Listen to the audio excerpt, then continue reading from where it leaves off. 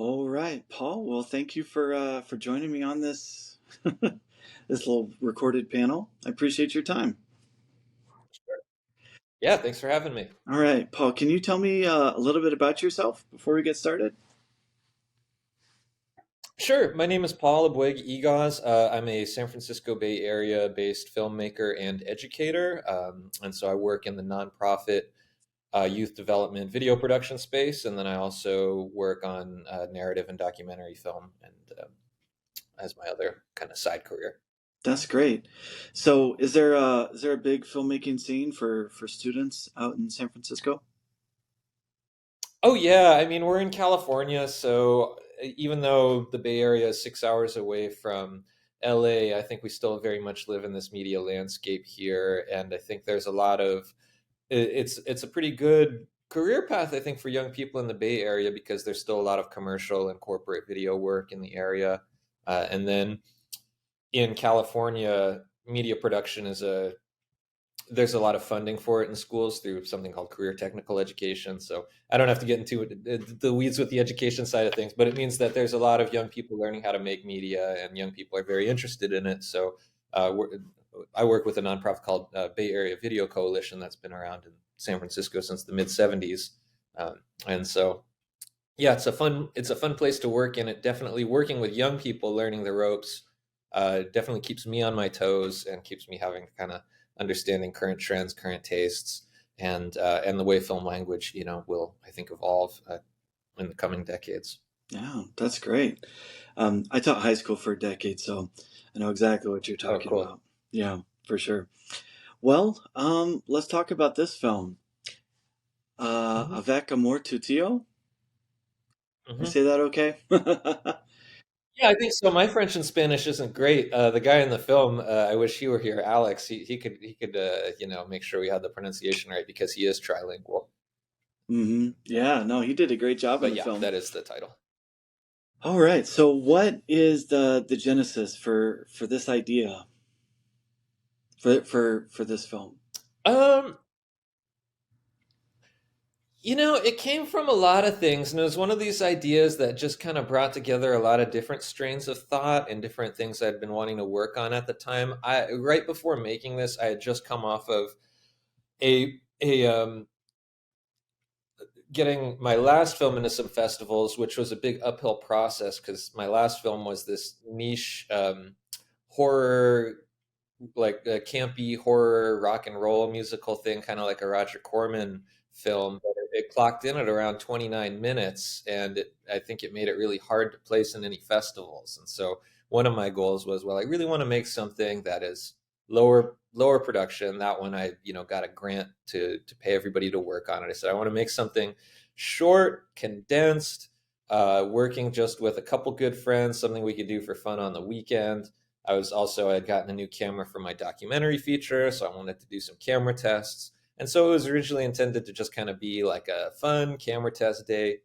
But then the idea that I came up with, I actually found I really liked this idea. The character I found really intriguing, and there's a child in it at the end, and that is my friend's real child. And so I also wanted to make it kind of this a letter to this child who I hadn't been in their life because of COVID, up till that point. And so all those things kind of coalesced into this idea of this misanthropic, lonely character trying to, communicate something to his niece and missing the mark. Yeah, I thought it was really cool. All the vignettes. This is the sound of this. This is the sound of this. This is the sound of this. But also, there's a clear story there. Um, I kind of got this vibe that he was a little bit frustrated and upset um, by the whole experience. Like he felt like he should be able to be there, but he couldn't. And so I thought it wasn't just like this interesting thing about sound, but also there's a lot of heart to it, which I really liked. Cool. Thank you. I'm glad that came through. Yeah, yeah. I thought it was really distinct and unique, and I was like, oh, okay, yeah. I what were the comments I put on this? I don't share these, but I thought it's a very smart short film with excellent editing and profound and nuanced story. So Yeah. Wow. Yeah. And like you said, it was a good chance for you to kind of test out equipment while telling a really cool story.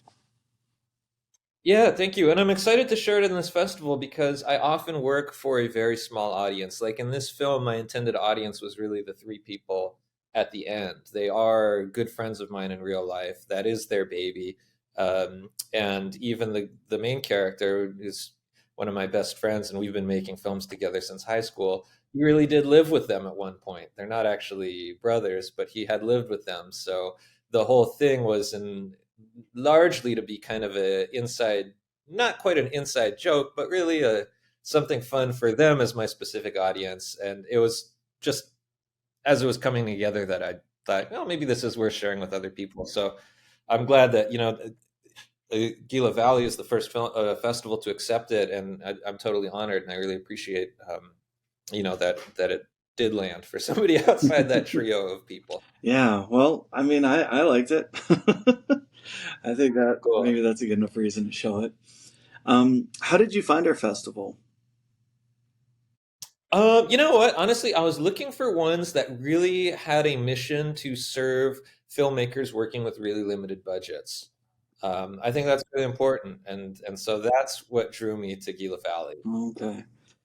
Yeah, when we decided a few years ago that we wanted to start a festival, we were thinking, okay, well, what can make us different and unique? And we were wrapping up our first feature film, and we made it as a micro budget feature. We Hmm. didn't get outside funding to produce it. We wrote the script, we acted in it, we found friends who volunteered to be a part of it. And I didn't know at the time that there was this term micro budget filmmaking, but everything I've heard since then is like, no, that's exactly what we do.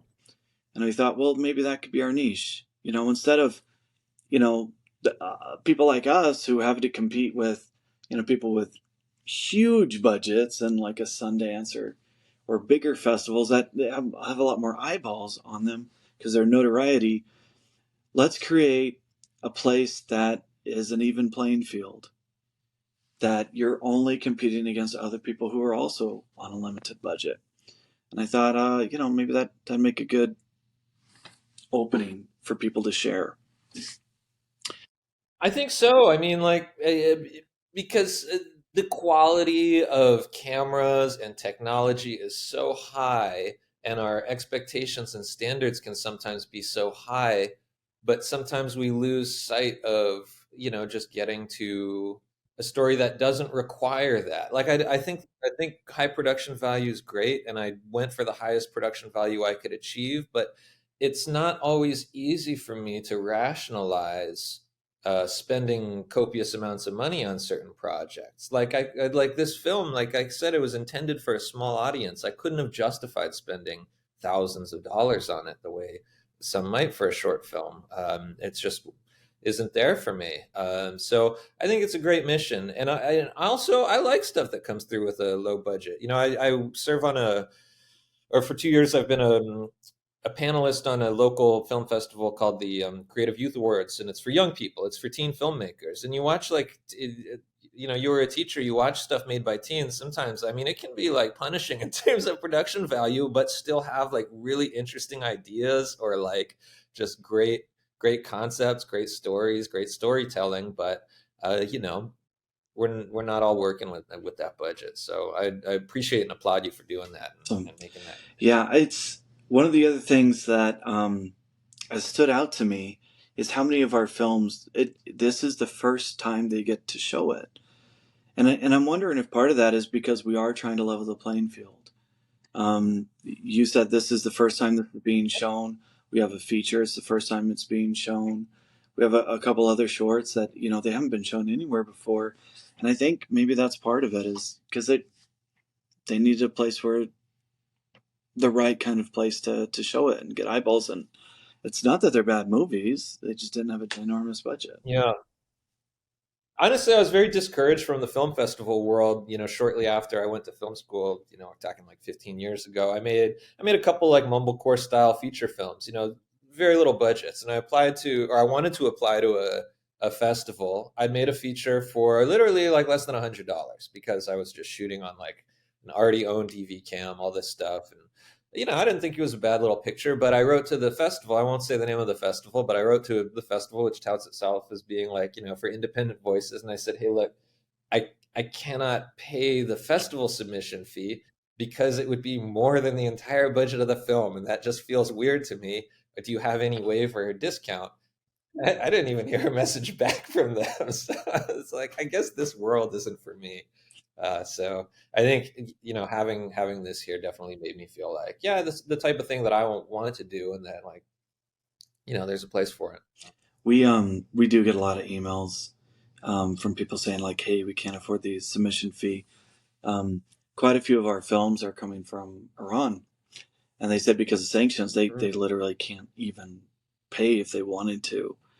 And so it's like, okay, Wow. Okay. sure, we'll send a code out there, but we're actually playing a lot of them because there's some really good films. And, it's going to provide, people in my valley who are coming to check out the show, something that they would not see unless they came to the festival. And so, I think it's a win-win all around. Totally. And I mean, we talk about this democratization of film because of, the affordability of really high quality cameras and stuff. But until that happens at the exhibition level, because, it requires something like a festival to help people emerge from just the massive amount of content that's online. Like, just, I can't even imagine how you go about making a short film stand out online. But, the festival world to me is where people who are actually passionate and have their eyes and their ears open to people who are really trying to tell stories through this medium, not just through it as content, but as film as a storytelling medium. uh, until festivals like what you're doing are really kind of helping with that, we won't, I don't think, achieve that vision of democratization that I think feels very near. Mm-hmm. Yeah, I think that's a really good point. Until you can get people to see it, what good is it being freed up? I like that you said you'd made Yeah. some mumblecore films. We showed one in Yeah. our festival last year that there was something Okay. really cool about it. Yeah, it didn't have a huge budget, but it had me thinking the whole year. Wow, I think I want to go make a mumblecore movie now. And we started making Yeah. a new feature that's I guess it's a bit of a mixture. When I was going through college and first starting to make films, we did a lot of improv. They're all shorts. They're all shorts and typically had like silly action sequences. So probably not quite mumblecore, but I thought for a Hmm. long time, what's a story I could tell, and how simple, how small can I get the cast, how few many actors can I get it down to, while still kind of like doing the best of the fun stuff that we used to do. And so we're Hmm. not quite halfway through shooting that one, but I was watching some of the footage the other day, and it's like that's a lot of fun. There's something kind of great with just turning on the camera and improvising a little bit. Totally. That was an approach that really was opened up for me. I have to credit him every time I talk about this. Is a professor I had at Emerson College named Andre Puka, and I took this class that he had called American Independent Cinema.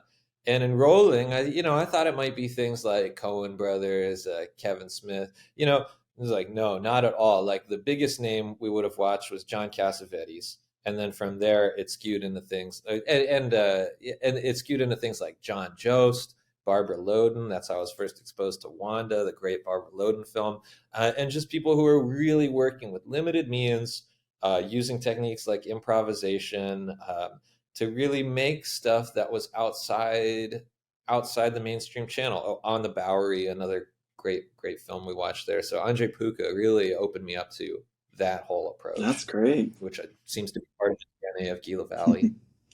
So you said you've been working on a feature length doc. Um, That's right. Yeah. can you tell me a little bit about that? Sure. I'm about a little over a year and a half into early production while still in development, because it all overlaps. But the film is called Searching for My Soul, and it's a documentary about a band called Dakila. So I'm Filipino American, and Dakila was an important Filipino American band in the early 70s in San Francisco that's largely forgotten now. They're really important, I think for being the first major label rock band, they were on Epic, to have recordings in Tagalog, one of the languages of the Philippines. Um, they were not widely known. They had a regional following, but they played sold out shows at like Winterland, where if you've seen The Last Waltz, it's that venue. So they would play Winterland, major venues throughout San Francisco. They played in Hawaii at the same place where Elvis played just a few weeks after him in the famous Aloha from Hawaii special. But where they were really critically important was that they did stuff in support of the farm workers and the farm workers movement, which had a strong, connection to the Filipinos and the Filipino farm workers, who actually were the ones who first voted for a grape strike in the mid '60s, and then convinced Cesar Chavez to follow suit and create the United Farm Workers as a association, a union between the Filipino and the Mexican American and Hispanic farm workers. So, anyways, Daquila at the time was doing shows with them, and I connected with the band a couple years ago and pitched this idea of doing a documentary, kind of telling their story. And so I've been working on that, interviewing all the surviving band members. There were 7 people in the band at any one point, and then other people who rotated in and out. Some of them have since passed away, and so I've been interviewing family members, gathering archival material. I was just in Las Vegas last week. Wow, it was only last week. Last week, interviewing their manager, and he hooked me up with a bunch of great photographs from them from the early '70s. So yeah, that's kind of my current project. I'm After I hop off this, I have to finish up my grant application for Sundance Documentary Fund. So hopefully, I'll be getting some funding. Right now, it's mostly self-funded, but I'm hoping to get some funding. I think it's an important California humanities story. So over the next 12 months, I hope to finish gathering my principal photography. I'll be filming some reenactments. There's not a lot of film footage of the band, so I'll be doing some silent reenactment type footage to kind of bolster it. And then hopefully hopefully post doesn't last for more than a year. And so within a couple years, I hope to have that out. Okay. Well, hopefully we can see the movie when it's done. That'd be awesome. I'll definitely be keeping you in mind. And in the meantime, if you or anybody watching this wants to follow, that film is on Instagram, and it's at Dakila Movie, Dakila movie, and then it's also dakilamovie.com. That's great. Yeah, it's so hard to know the balance to share your process as you're working on something, but sometimes people also don't realize Right. how much time it takes to complete a doc, among others. Yeah, I mean, David, who's Dakila has like kind of reformed under the under the leadership of who was in their original run the youngest band member. But so David's the one I first connected with, and he was like, "Oh yeah, so it'll be out like next year or something." This is when I like first met him 2 years ago. I'm like, it'd be nice, but I don't know. But I'm trying to post stuff on the Instagram. The band just got a nice little feature in KQED. That's our local PBS affiliate, and so I'm trying to let people know what the project is and post, and also I'll be posting the occasional archival photograph and updates from production and things like that, because that seems to be part of the just how things work these days, and what I'm trying to reframe it to myself is about letting people into the story and into the process as I'm going, so they can kind of be a part of it too. For sure. Easier said than done. I'm not a social media guy. So. Yeah, I'm not great either. I mean, just today I was trying to post about the festival, and I was like, am I posting too much? Probably not. Mhm. Probably not, because I probably Yeah. haven't posted enough. So yeah. Yeah. No, you post what you can, and there it is. There it is. Well, any final words of wisdom you want to share with those attending the festival, or anyone who might see this later? No words of wisdom, just words of gratitude. Again, I'm just like really appreciative that Avec Amour is being screened there, and that and just that you folks are supporting other filmmakers working with limited means. Yeah. And so, will some of those films be available online for like us to watch remotely? So I haven't sought permission to do that. So Okay. even though I have access to everything, I don't know that I have permission to just put Yeah. it out there. I Right. think so. All the names are live. Okay, cool. So I could look You them up. might be able to look some I'm just up. curious. You might be able to look some up. Yeah. So all the names and the directors are on our website. Um, Hmm. there might be some stuff on YouTube. A lot of people put things on Vimeo, but most things are private Yeah. links. So I think Yeah. the festival circuit being what it is, they're holding on to the privacy because that helps you get into Yeah. festivals. You know, Yeah. For when sure. when we were trying to get the festival ready last year, we were thinking about like the exclusivity, and we finally just decided, no, we don't care. We don't care if someone wants to submit, we'll Yeah. look at it. So, who cares if it's been somewhere else? We're not near anyone, so it doesn't matter. Yeah. Oh, that's awesome. Great, great vision. And I hope, I wish I could be there this year and hope, I'll be submitting future projects as well and hopefully making it out at some point. Awesome. Good luck to you and all your students and everybody up in the Bay Area. Sounds All right. good. Thank you, Paul. Okay. All Thanks, right. Jacob. We'll see ya. Bye. Take